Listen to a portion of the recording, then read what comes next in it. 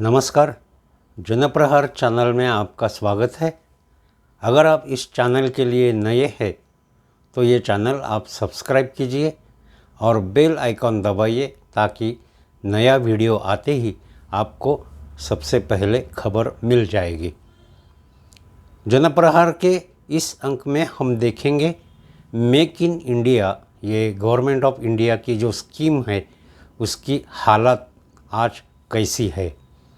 जैसा कि हम सब जानते हैं 25 सितंबर 2014 में भारत के कॉमर्स और इंडस्ट्रीज़ मिनिस्ट्री अर्थात वाणिज्य और उद्योग मंत्रालय ने मेक इन इंडिया की नींव रखी थी।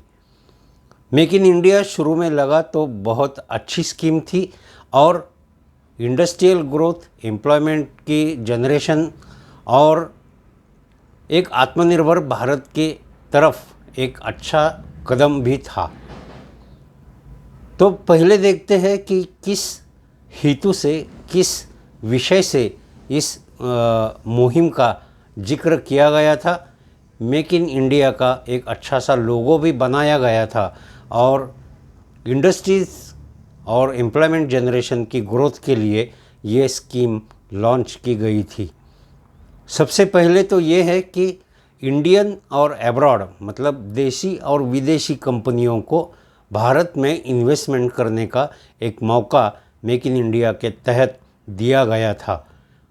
इसमें ये उम्मीद थी कि भारत एक मैन्युफैक्चरिंग हब बन जाएगा।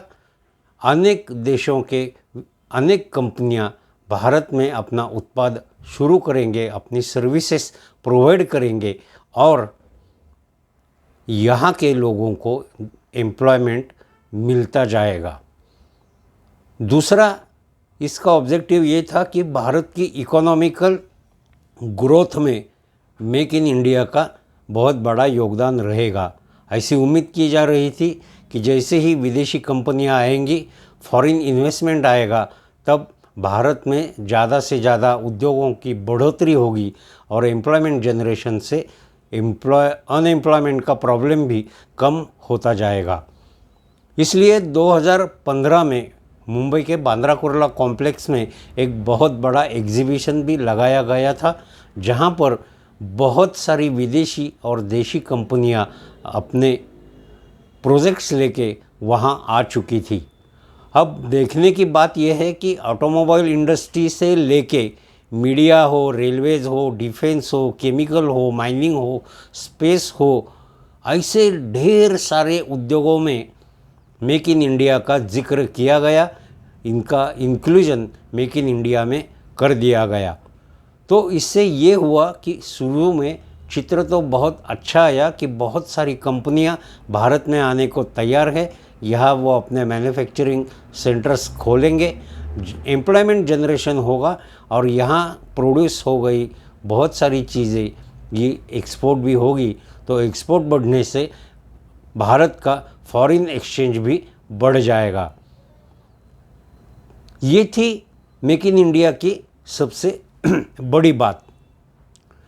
इसके चलते ये भी तय किया गया था कि अगर मैन्युफैक्चरिंग ग्रोथ 12 से 14% बढ़ती है तो उसका असर सीधा ग्रॉस डोमेस्टिक प्रोडक्ट यानी जीडीपी पर आएगा और वर्ष 2022 तक भारत के जीडीपी में 16 से 25% की वृद्धि होगी और 100 मिलियन जॉब्स 2022 तक भारत में तैयार होगी, जिसकी वजह से अनएम्प्लॉयमेंट लगभग नहीं रहेगी।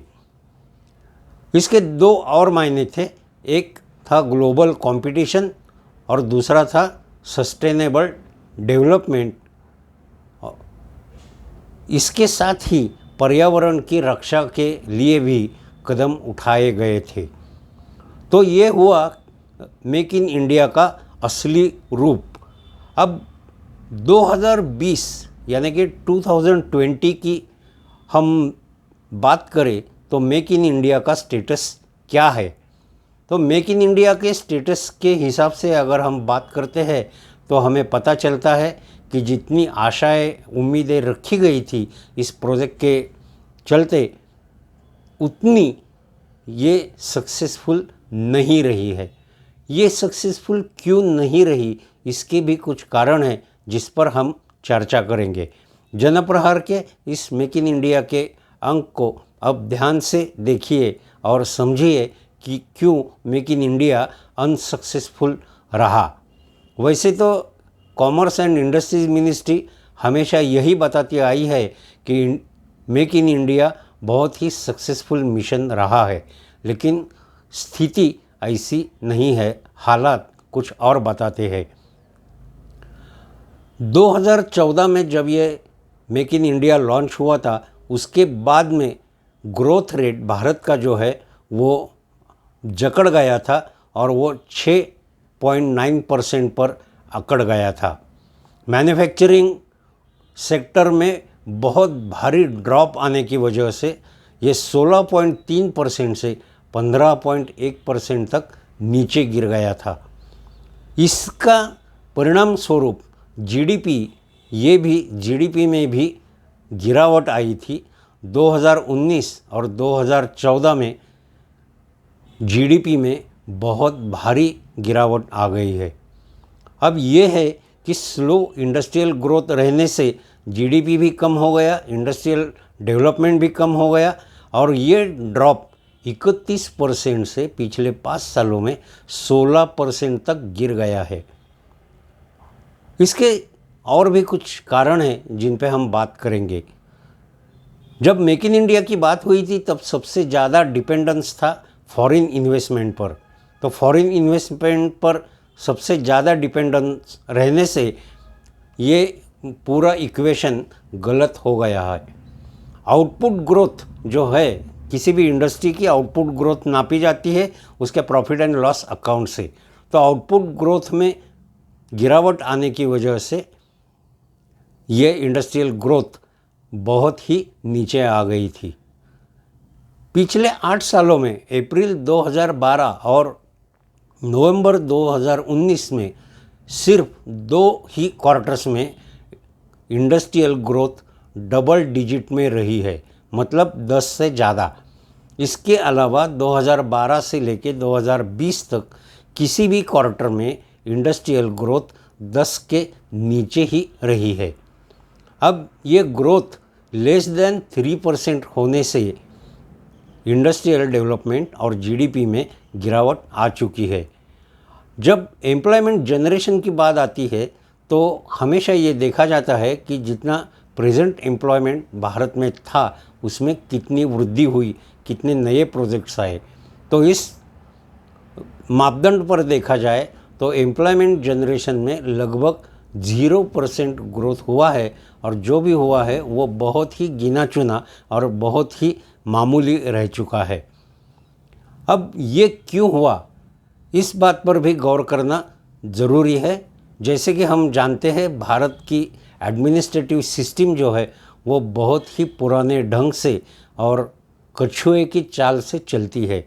भारत में इंफ्रास्ट्रक्चर की कमी है, रोड और ट्रांसपोर्ट्स में इतनी उछाल नहीं है, अच्छी सड़कें नहीं है, ट्रेन्स और हवाई जहाज़ की ट्रांसपोर्ट भी उतनी सक्षम नहीं है जितनी होनी चाहिए। दूसरी बात यह है कि जो स्कीम्स लाई गई थी मेक इन इंडिया के अंदर, वो लैक ऑफ इम्प्लीमेंटेशन ठीक तरह से ना होने की वजह से बहुत सारी कंपनियां यहाँ इस्टेब्लिश होने से पहले ही अपने अपने देशों में चली गई थी। उन्होंने फॉरेन फंडिंग भी सीज कर दिया था। जब से मेक इन इंडिया की बात हुई तो ऐसा माना जाता है कि गवर्नमेंट ने बहुत ही ज़्यादा एस्टिमेशन रखी हुई थी, जो कि कम से कम 125 लाख करोड़ रुपए की इन्वेस्टमेंट का टारगेट रखा गया था, जो कि एक सपने की तरह लगता था। उतनी तो इन्वेस्टमेंट भारत में हुई ही नहीं। पहले ये भी माना जाता था कि इतने सारे सेक्टर्स में मेक इन इंडिया लाने से बेहतर है कि 3-4 सेक्टरों में ही मेक इन इंडिया का ट्रायल लिया जाए और बाद में बाकी सेक्टर इसमें लाए जाए। लेकिन शुरू से ही इसमें इतने सारे सेक्टर्स, जैसा कि हमने बताया कि ऑटोमोबाइल मीडिया से लेके माइनिंग, इंफ्रास्ट्रक्चर, फिर road and transport, environment, chemical, सब सेक्टर्स में एक ही साथ मेक इन इंडिया लाने से बहुत बड़ी गड़बड़ भी हो गई थी। तो किसी सेक्टर का किसी सेक्टर के साथ तालमेल ना होने की वजह से भी ये इंडस्ट्रियल ग्रोथ पर बहुत भारी असर हो चुका है। एक्सपोर्ट की हम बात करें तो वर्ल्ड में सबसे ज़्यादा एक्सपोर्ट करता है चाइना, जिसका रेट है 18%। लेकिन 2014 के बाद भारत का एक्सपोर्ट धीरे धीरे नीचे आता हुआ वो शेयर अभी सिर्फ 2% तक सीमित हो गया है। गवर्नमेंट का जो मेक इन इंडिया के प्रति पॉलिसी पर फोकस रहना चाहिए था, वो फोकस उतना दमदार ना होने की वजह से मेक इन इंडिया के प्रपोजल्स में बैंकों ने भी ज़्यादा रुचि नहीं ली, ऐसा दिखता है। ट्रांसपोर्ट फैसिलिटीज़ कम होने से भी इंडस्ट्रियल ग्रोथ पर असर हो चुका है और इंफ्रास्ट्रक्चर, और सबसे अहम बात है जो रेड टैपिज़म, मतलब किसी भी सरकारी दफ्तर में जो डिले होता है वो रेड टेप कहलाता है, और ये रेड टैपिज़म की वजह से भी मेक इन इंडिया पर असर पड़ चुका है।